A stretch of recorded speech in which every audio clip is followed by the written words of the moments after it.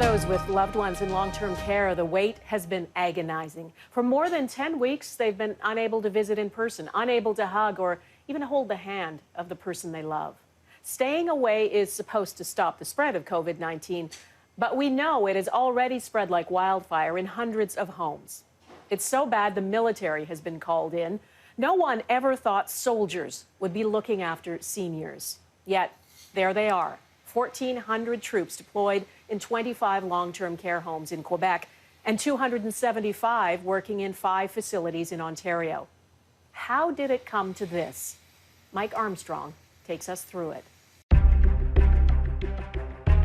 Even before there was a request for help, the Canadian Armed Forces were preparing, planning for what might come.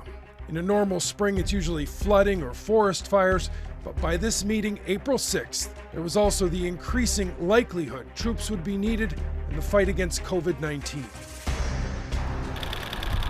The coronavirus was already sweeping through seniors' residences in Quebec and Ontario. The death toll was rising. What it was also doing was exposing the fragility of the system. Even before COVID-19, Quebec's long-term care facilities were already struggling with staffing. This took them past the breaking point.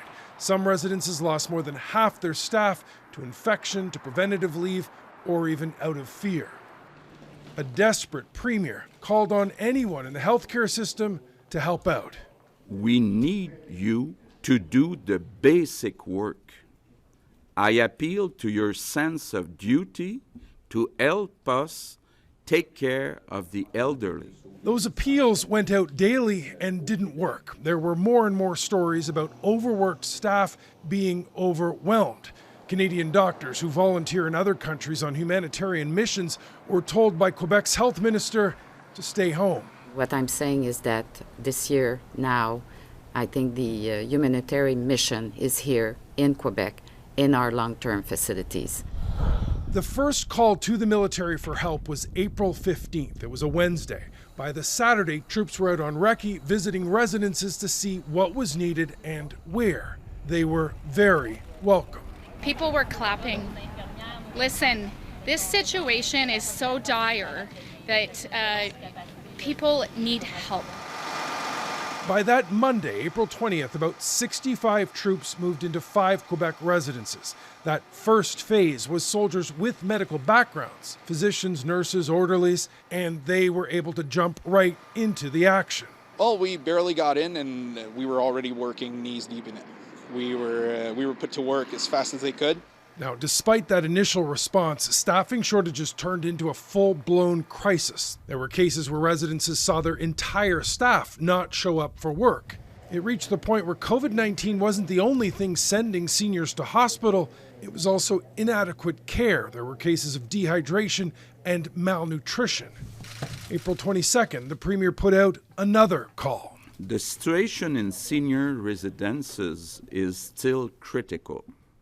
Today, we've asked the federal government to send 1,000 soldiers.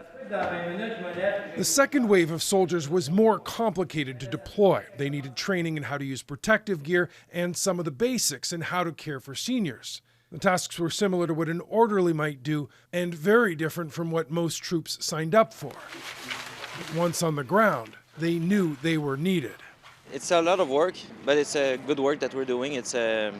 We're taking a lot of the stress out of the civilian employees that are working there full-time. The troops have been called extra arms. Even if they don't have the medical background staff would normally have, they're helping. How much? When we put that question to this nurse recently, she answered with exasperation. À quel point? À quel point? Martine Robichaud says the soldiers have let her and the rest of the staff breathe and made them feel supported. She also said they're already nervous about what happens when the soldiers leave. Operation Laser is the name of Canada's military response to this pandemic, and Colonel Tim Arsenault is the commander of it in long-term care homes in the Montreal area. He's leading the teams of reservists and regular force members who are not only from Quebec but from all over Canada.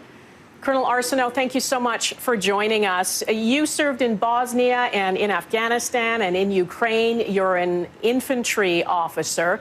Now you're helping in a war against a virus inside care homes in Canada. This isn't what anyone in the military signed up for. What's been the greatest challenge? It is a significant challenge to operate in a pandemic environment, especially at home. I think a year ago, none of us would have expected that we'd be involved in a mission of this nature. However, our business is adapting to challenging environments, and our soldiers have definitely shown that we're very capable of adapting to this one as well. Give me a sense of the logistics. We know that one of the main reasons care homes are so badly infected with COVID-19 is because staff prior to this were moving from care home to care home and working in multiple facilities. So how are you ensuring that there isn't the kind of cross-infection and that enough care is taken that both your soldiers and people inside the care homes are not going to get COVID-19? As you know, we're used to deploying in large numbers, occupying camps, large groups of soldiers living together, traveling together, working together. This situation is very different in that we need to make sure that we don't become vectors of the virus within the homes, as you've pointed out. That entails a lot of changes in terms of transportation, feeding plans, bed down.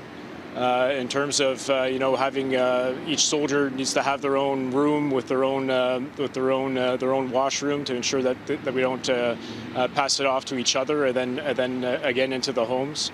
And in terms of the cross-pollination between centers, we're applying the same rules as the ministry is. So our teams, in general terms, are not moving from one facility to the next. And those specific medical teams that are more of a limited resource, when we do need to move them, it's done in accordance with provincial regulations in that regard. How many soldiers have tested positive for COVID-19 and have any become seriously ill? I'm not at liberty to speak of the specifics of the numbers as they are today, or I can tell you that the numbers will increase. The numbers are very small given the number of troops that we have working in long-term care facilities. Well, everyone very much appreciates everything that you're doing, but as the Prime Minister said, soldiers really shouldn't be taking care of seniors. Is Operation Laser kind of an indefinite operation at this point? You'll note that since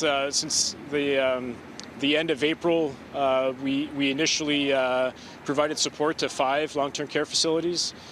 We sharply increased that over the course of the first few weeks of May to 25 centers within the Montreal region. Again, over 1,000 soldiers directly involved in the long-term care facilities.